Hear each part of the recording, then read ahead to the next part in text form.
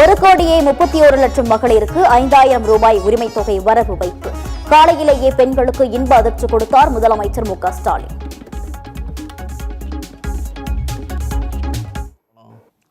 இன்னைக்கு காலையில் நம்ம அரசு சார்பில் 5,000 ரூபாய் உங்கள் அக்கௌண்ட்டுக்கு வந்திருக்கோம். இந்த பிப்ரவரி மாதம் மட்டும் இல்லாமல் அடுத்த 2 மாதம் மார்ச் ஏப்ரலுக்கான உரிமை தொகை தவணைகளை சேர்த்து 3,000 ரூபாயும் கூடுதலாக கோடைக்கால செலவுகளை கருத்தில் கொண்டு மேலும் 2,000 ரூபாய் சிறப்பு தொகையும் சேர்த்து இந்த பிப்ரவரி மாதம் 5,000 ரூபாயை சிறப்பு மகளிர் உரிமை தொகையாக 1,31,00,000 பெண்களுக்கு வழங்க உத்தரவிட்டிருக்கிறேன்.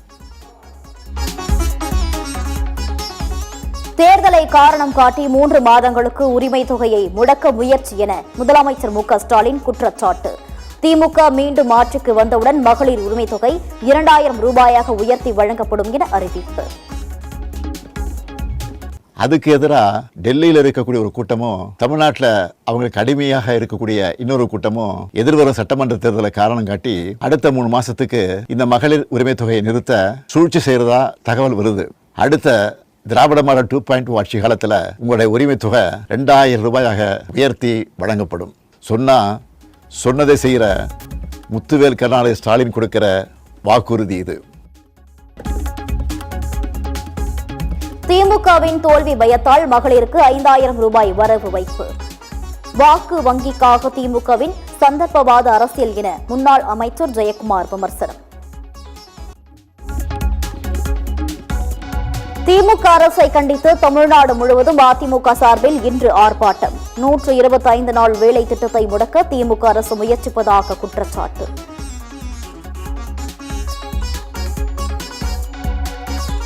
அகமதாபாத் ஏர் இந்தியா விமான விபத்து தொடர்பான விசாரணை இன்னும் முடியவில்லை. விசாரணை முடிவடைந்து விட்டதாக வெளியான தகவலுக்கு விமான விபத்து புலனாய்வு ஆணையம் மறுப்பு.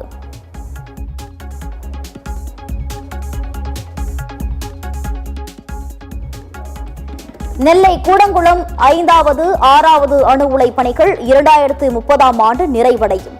மாநிலங்களவையில் திமுக எம்பி கிரிராஜன் எழுப்பிய கேள்விக்கு மத்திய அமைச்சர் ஜிதேந்திர சிங் பதில்.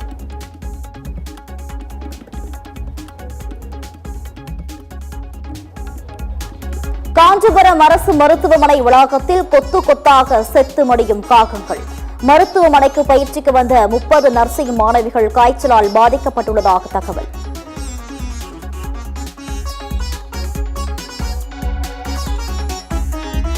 வேலூரில் அனுமதியின்றி பேரணியாக சென்ற விவசாயிகள் மீது காவல்துறை வழக்கு பதிவு.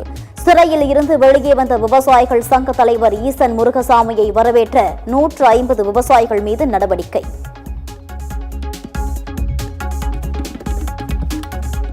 பத்து 12ஆம் வகுப்பு மாணவர்களுக்கு பொதுத் தேர்வு எப்போது?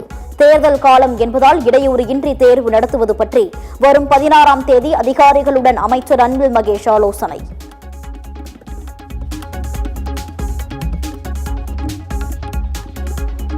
விஜய் பங்கேற்கும் தாவேகா நிர்வாகிகள் சந்திப்பு கூட்டம் சேலத்தில் இன்று நடைபெறுகிறது. நுழைவுச் சீட்டு உள்ள 5,000 பேருக்கு மட்டுமே கூட்டத்திற்கு அனுமதி என அறிவிப்பு.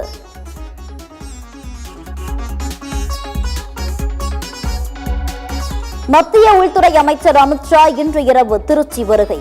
அதிமுகவுடன் தொகுதி பங்கீடு இறுதி செய்யப்படுமா என எதிர்பார்ப்பு.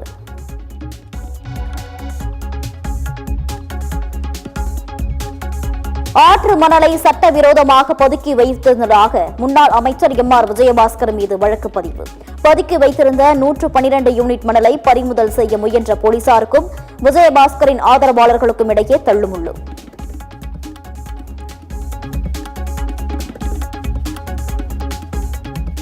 இந்திய துணை தேர்தல் ஆணையர் தலைமையிலான குழு சென்னையில் 2வது நாளாக இன்றும் ஆலோசனை. மாவட்ட தேர்தல் அதிகாரிகள் மற்றும் காவல் கண்காணிப்பாளர்களுடன் தேர்தல் முன்னேற்பாடு பாதுகாப்பு குறித்து இன்று விவாதிப்பு.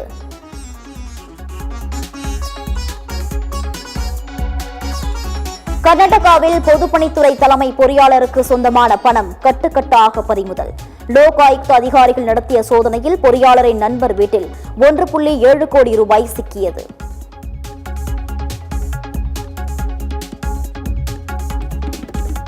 பெங்களூரு விமான நிலையத்தில் கர்நாடகா பாஜக எம்எல்ஏ பைரதி பசவராஜ் அதிரடி கைது.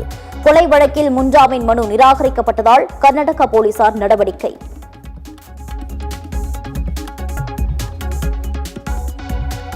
கதை சொல்வதில் மத்திய நிதியமைச்சர் நிர்மலா சீதாராமன் வல்லவர் என நாடாளுமன்றத்தில் ஜெயா பச்சன் கிண்டல். பொழுதுபோக்குத்துறை சினிமா டிக்கெட் கட்டணம் குறித்து கேள்வி எழுப்பிய ஜெயா பச்சன் விமர்சனம்.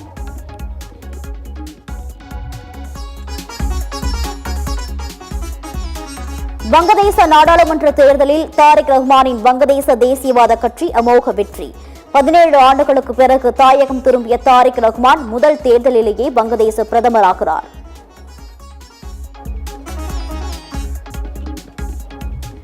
நிலவுக்கு மனிதனை அனுப்பும் சோதனையில் சீனாவின் பாகுபலி ராக்கெட் வெற்றி. விண்கலம் பாராசூட் மூலம் பாதுகாப்பாக கடலில் இறங்கியதால் நிலவு பயண போட்டியில் அடுத்த கட்டத்திற்கு முன்னேறியது சீனா.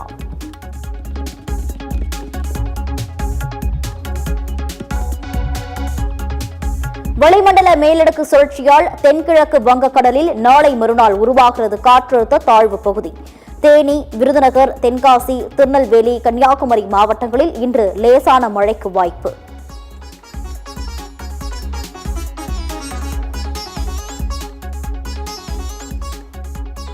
நமீபியாவுக்கு எதிரான போட்டியில் இந்திய அணி 93 ரன்கள் வித்தியாசத்தில் அபார வெற்றி. T20 உலகக்கோப்பை வரலாற்றில் அதிவேகமாக 100 ரன்கள் குவித்து இந்திய அணி சாதனை.